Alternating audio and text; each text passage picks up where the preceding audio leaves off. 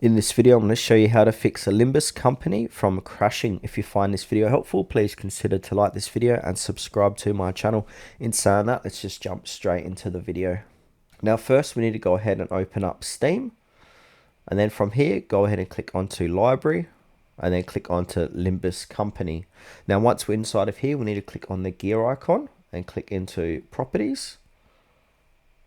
Now we need to go ahead and enable the Steam overlay in game, so make sure that is enabled.